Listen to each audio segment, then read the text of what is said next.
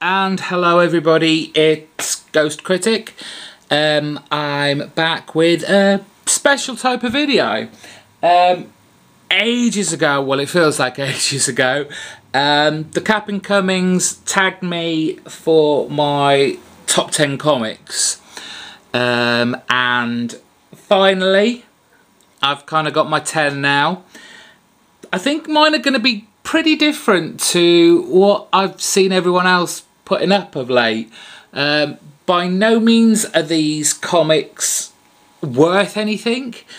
By no means are they kind of key issues or first issues, even though there's a couple of #1 issues in there. These are just my favourite comics that, for whatever reason, I keep coming back to and keep wanting to read. They're in no order whatsoever. So let's kick this top 10 right off. And we start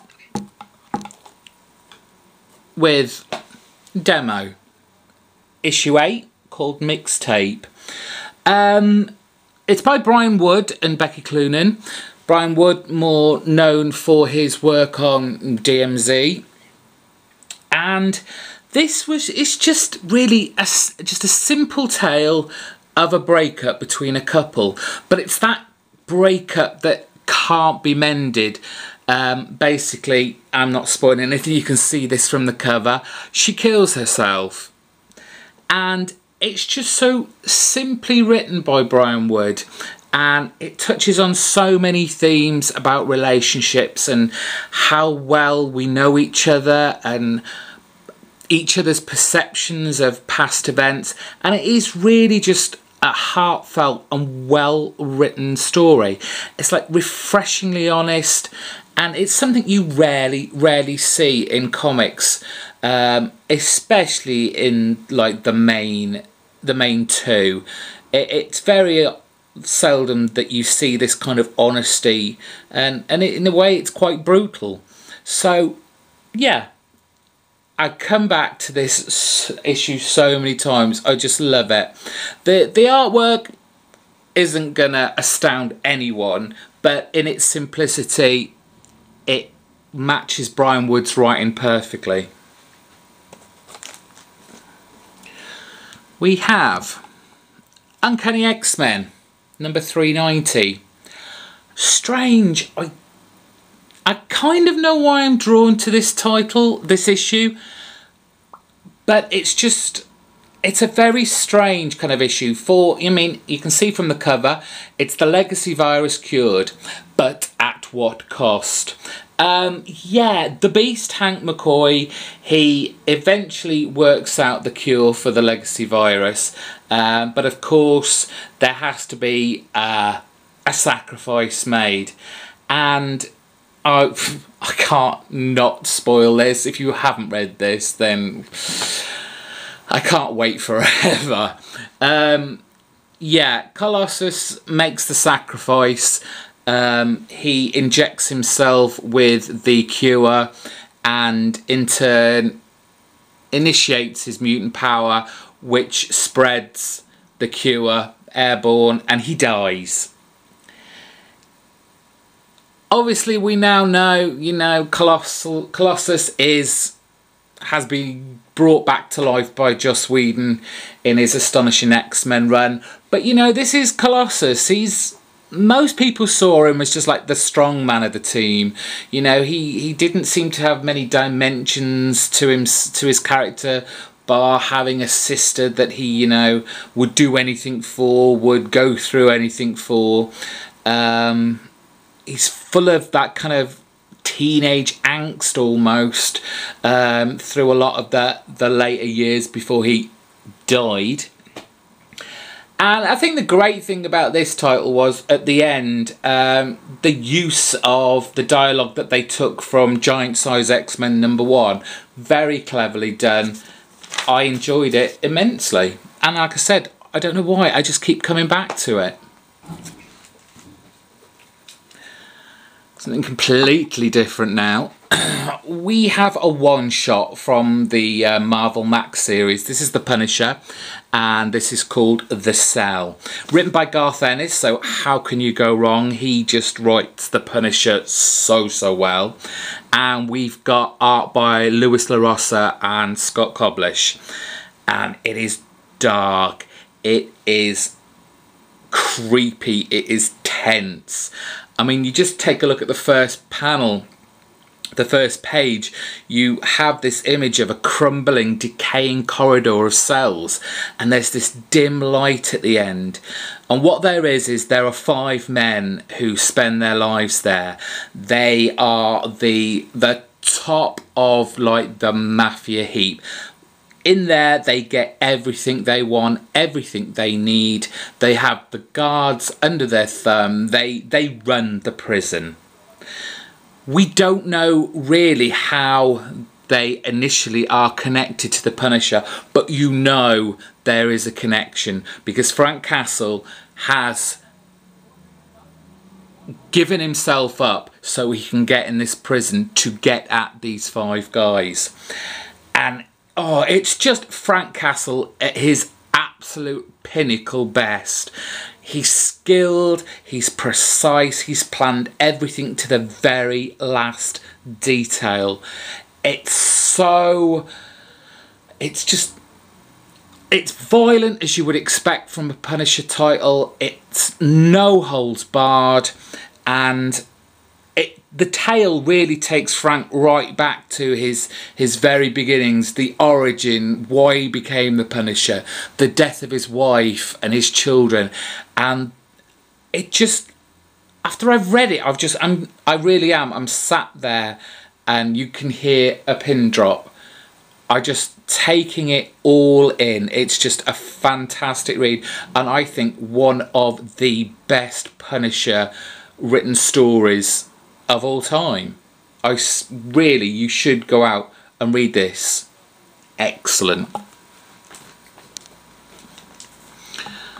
Another of my top 10. This is Spawn issue 100. Why is this one so special? Well, you know what? This title here, the very first Spawn comic I picked up. How crazy is that? We're 100 issues in and I'm picking it up. But you know what? As soon as I picked that comic up and I read it, I had to go and get more. And when I get to the S's in my long box history, you will see all of my Spawn that I've got. I've by no means got all of them, but I have got a heck of a lot from the beginning. I mean, I just was not fazed at all by the history of all this.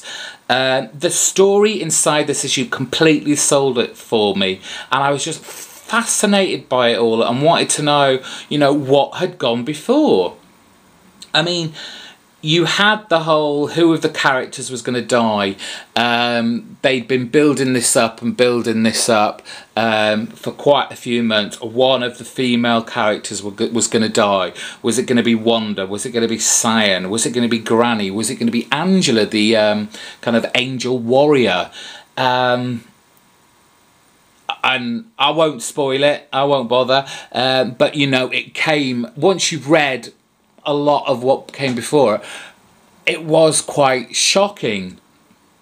But this is the prime example when people not so much complain, but they are fazed by, you know, these big numbered issues. Really, it's all about the story. If a writer can sell you the story, have you hooked by whatever number it is, whether it's number 1, number 10, number 100, as long as it hooks you and it wants you to read more, then it doesn't matter what number it is. And it certainly wasn't the case for Spawn 100.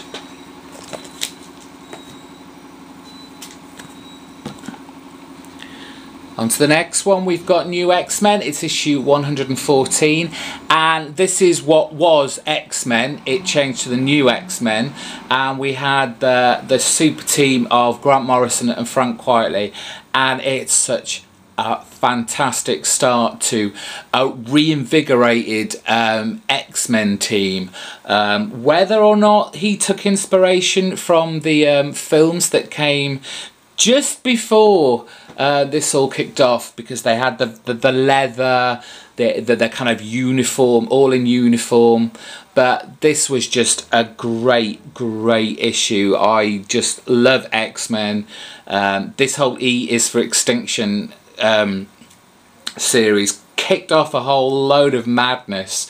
Grant Morrison really did inject some life into what was really starting to flag.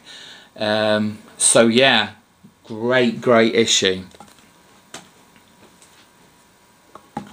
We have Batman Detective Comics number 472. This comic mostly because of what I think is that gorgeous cover. Gorgeous cover there by Marshall Rogers and Terry Austin. The story inside is perfectly adequate. It's Hugo Strange has drugged and kept Batman in some basement. He knows that Batman is Bruce Wayne. He's taken on the persona of Bruce Wayne and in turn Batman, and is ruining his whole empire. But Hugo Strange, being the mad crazy fool he is, pretty much screws it all up for himself. But for this particular issue, it's more about that fantastic cover. It's striking. You know, you've got the Batman is dead, long live the new Batman, and it just, for me, it's just a fantastic cover. Another one which is just such an amazing cover. It's ManThing. It's volume 2, and it's the first issue with that fantastic Bob Wycheck cover. It just oozes with kind of slime and menace, and it's just so, it's almost scary. It's like ManThing is bringing his hand out of the cover to grab you. I mean, yeah, whoever knows fear burns at the touch of the ManThing, and you know, look at this. It's scary. You don't want ManThing to touch you here. Fantastic cover.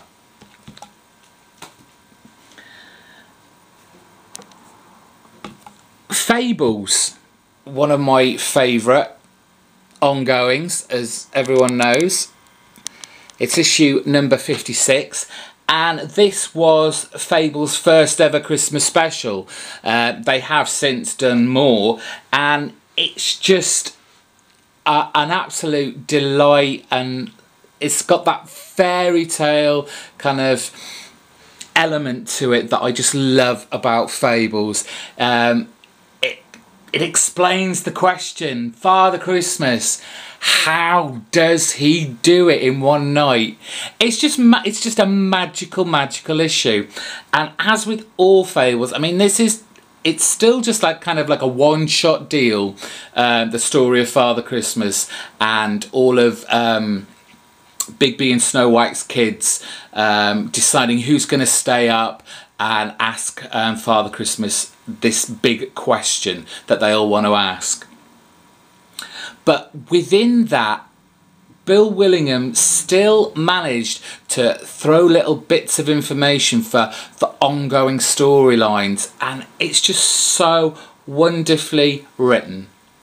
Fables is one of my all-time favourite comics, and will be a firm and loyal reader for hopefully many years to come. Coming down to the last two now. It's Kirby. How can I not put Kirby in here? It's New Gods, issue 1. This kind of issue, when I picked it up, it sold it for me getting back into looking at and finding and rejuvenating my love for old comics. It's a fantastic cover. The artwork inside by Kirby is just so nostalgic, it's so retro, it's just so enjoyable. I cannot fault this comic, and I'm gradually getting every single issue. I've had some good eBay wins lately, which I'll show later on very soon. But just a fantastic issue. And finally, as I said, these are in no particular order. Spider-Man, issue 1. It's McFarlane, Todd McFarlane, and it's just, I remember when this first came out, and this was kindly given to me by Cromda One.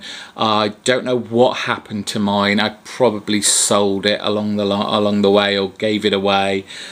But it's just an awesome start to a new Spider-Man title. He just made Spider-Man look absolutely amazing. He contorted this body in so many ways that you just never seen Spider-Man done before, and the detail, just looking at the webbing, you could look at the webbing that he does for hours and find something new, find some little intricate detail that you missed. It was fun, it was exciting, it was bold, and again, a comic I just come back to to read again and again. So thank you very much, TheCapnCummings, for tagging me on this top 10 videos. I guess I need to tag 2 people now. I know someone who's dying to do one of these. Cromda One, Dan, get your camera out. Get down looking through those boxes. I want to see your top 10 comics. And I hope he's not been picked before, and I'm sure he'll have fun doing this as well. howlermouse, Tim, I'd love to see your top 10 too. Take care, everyone.